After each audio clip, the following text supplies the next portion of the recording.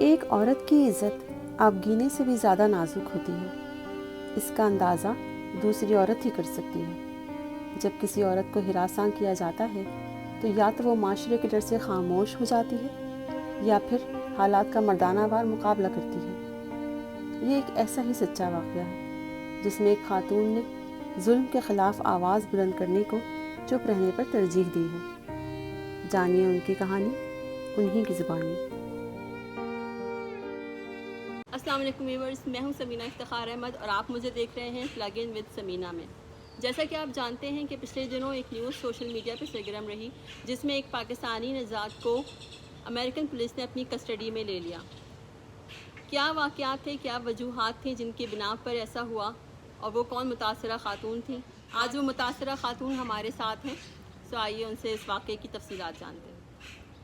السلام علیکم، میں آپ کو اپنے اس پروگرام میں خوش آمدید کہتی ہوں۔ اس مشکل گھڑی میں ہم سب آپ کے ساتھ ہیں۔ ہمارے ویورز یہ جاننا چاہتے ہیں کہ واقعہ کیا ہوا تھا۔ میں یہاں اپنے بچے اور اپنے ہسبینڈ کے ساتھ کئی سالوں سے مقیم ہوں۔ میرے گھر کے پاس ایک ریسٹورنٹ ہے، میں وہاں اکثر کھانا لینے جایا کرتی تھی۔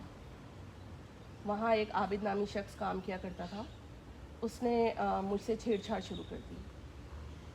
میں نے اس کو کافی سمجھایا کہ دیکھو میں فیملی والی ہوں، میرے بچے ہیں، میرے ہسبینڈ ہیں، ہم لوگ یہاں رہتے ہیں۔ اگر میں کام کرنے کے لیے نکلی ہوں تو اس کا مطلب یہ نہیں کہ آپ کسی بھی بات سے میری فائدہ اٹھائیں۔ ہمارے ویورز کے لیے آپ یہ بتانا چاہیں گی کہ کیا واقعہ ہوا تھا دراصل اور کس طرح آپ کو انہوں نے ہراس کرنے کی کوشش کی؟ ایک دن میں وہاں کھانا پک کرنے گئی، میں ریسٹورنٹ جا رہی تھی، اس نے مجھے وہاں پر فالو کیا۔ اس نے میرے ساتھ نازیبا حرکت کی جس پر میں نے اس کو سخت لہجے میں منع کیا کہ دیکھو اس طرح کی بات اچھی نہیں ہے، یہ سب نہیں کرو۔ تو اس نے کسی کی بھی پرواہ کیے بغیر مجھے گندی گندی گالیاں نکالی، اور اس کی گالیاں اتنی غلیظ تھیں کہ میں آن میڈیا پہ آ کر کے مطلب میں یہ بیان نہیں کر سکتی اس نے کس قسم کی واحیات مجھ سے زبان جو ہے وہ یوز کی۔ جب اس کی یہ حرکات حد سے زیادہ بڑھنے لگیں، اس نے میرے ساتھ نازیبا حرکات کی، تو میں نے شکایت ریسٹورنٹ کے آنر سے کی جو ریسٹورنٹ کا مالک ہے وہاں۔ تو جب آپ اس بات کی شکایت لے کے اس مقامی ریسٹورنٹ کے اونر کے پاس گئیں تو ان کا کیا رسپانس تھا اور انہوں نے کس طرح اس چیز کو لیا؟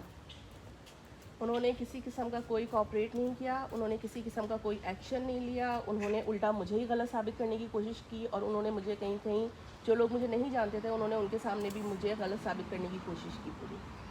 وہ اچھی طرح سے جانتا ہے کہ کون غلط ہے کون صحیح ہے۔ میں اس سے ریکویسٹ کرتی رہی کہ دیکھیں میرے ساتھ غلط ہوا ہے، آپ کوئی ایکشن لیں، لیکن ریسٹورنٹ کے مالک نے میری ایک نہ سنی، اور وہ مجھے آج تک ذلیل و خوار کر رہا ہے، لوگوں کے سامنے میری کردار کشی کر رہا ہے، لوگوں کو یہ ثابت کرنے کی کوشش کر رہا ہے کہ میں ہی غلط ہوں۔ جب میں اس کے پاس گئی تو اس نے میرا بہت مذاق بنایا، اور میری اس شکایت کو اس نے مجھے یہ فیل کرایا کہ میں ہی غلط ہوں اور میں کیوں اس کے پاس شکایت کرنے گئی، اور مجھے اس کی باتوں سے یہ فیل ہوا کہ جیسے جو عابد جو کچھ بھی کر رہا ہے اس میں اس ریسٹورنٹ آنر کی سپورٹ حاصل ہے اس کو۔ آپ نے اس واقعے کے بعد پولیس کو انفارم کیا تھا؟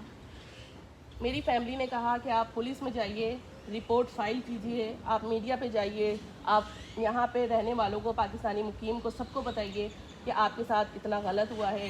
آپ اگر آواز نہیں اٹھاؤ گی تو آپ یہی لوگ ریپیٹ کریں گے کسی کی بہن بیٹی کے ساتھ۔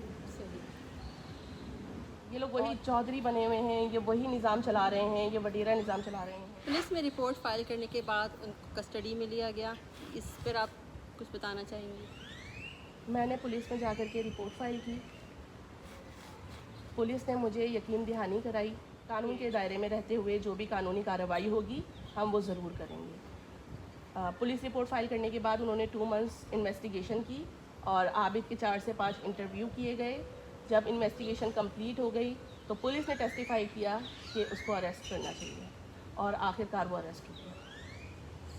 یہ واقعہ کس طرح آپ کی پرسنل لائف پر افیکٹ کرتا ہے اور کس طرح آپ کی فیملی نے آپ کو سپورٹ کیا، بتانا چاہیں گے؟